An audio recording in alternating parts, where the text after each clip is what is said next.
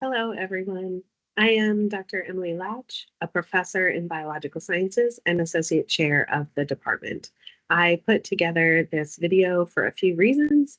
First, to introduce myself and others who you can reach out to for support in the department, to tell you a little bit about the biological sciences major, and to talk about courses as you prepare to register for next semester and plot your path here in the department. So I'm going to share a presentation here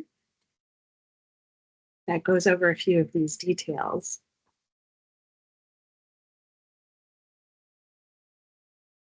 So the Department of Biological Sciences is home to the study of life, right? And that includes animals and plants and microbes and viruses and the entire diversity of life on this planet.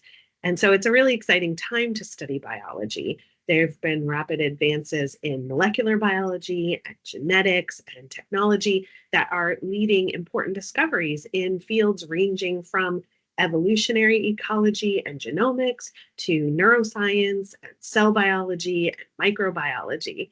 These discoveries are providing new insights to address critical global challenges in human health, in agriculture, disease, climate change, conservation of biodiversity, the field of research that I'm in. And so it's perhaps no surprise that biology is the most popular science major at UWM, and indeed one of the most popular majors campus-wide. So the Department of Biological Sciences has flexible options for majors and encourages students to develop a course of study that closely matches their interests. So we offer two majors in biological sciences. There's the biological sciences major and the microbiology major. Within the biological sciences major, students can choose the general biology option for a wide breadth of elective options, or they may choose to specialize with either the cell and molecular biology option, it's called CMB option, or the ecology, evolution, and behavior, or EEB option.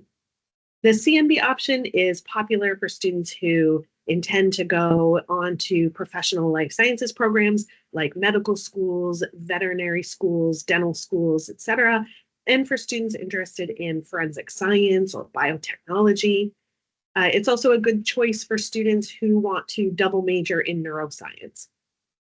The EEB option prepares students with the competitive skill sets they need to succeed in a wide variety of careers, including biodiversity conservation, biotechnology, public health, natural resource management, environmental consulting, education, and that can be in government agencies, nonprofit programs, graduate programs, kind of the full gambit.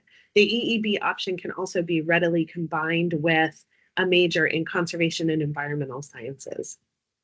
The general biology option provides broad course choices for students who find lots of different areas of biology exciting and want to explore those diverse interests in multiple areas of study.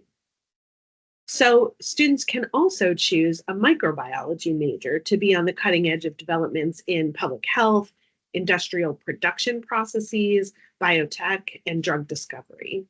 The microbiology major prepares students for a variety of careers in the fields of microbiology, obviously, but also environmental microbial biotechnology, and molecular biology, and for professional studies in pharmacy, dentistry, and medicine.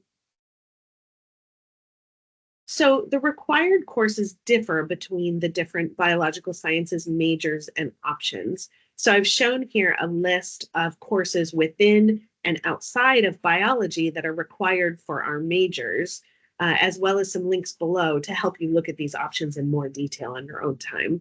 But regardless of which major you choose, success in biology is going to start with a broad foundation of knowledge and the skills to answer fundamental scientific questions. So at UWM, we have a series of 2 foundations courses for all biological sciences majors and options. There's Bio 150, where students explore core principles in major fields of biology, and then continuing to learn about the diversity of life in Bio 152. So some of you are already enrolled in Bio 150 or are coming in with AP or transfer credits, and that's fantastic. I hope you really enjoy the course and that you are planning to enroll in Bio 152 the following semester. For those of you who have not yet enrolled in Bio 150, I strongly encourage you to do that as soon as possible, both because you enjoy biology and want to learn more about it, but also because it's an important first step in completing your degree. And so given the importance of these two foundational courses, Bio 150 and Bio 152, I wanted to take a minute to talk to you about their prerequisites. So there is no prerequisite for Bio 150, and this is a fairly recent change. You may take Bio 150 at any time, and we do recommend that you do that as soon as possible. Looking down the road a little bit to the second foundation course, Bio 152, the prerequisite for that is a C or better in Bio 150, so do well in that first course, and concurrent or prior registration in Chem 100 or Chem 102, because we do cover a bit of chemistry in that course.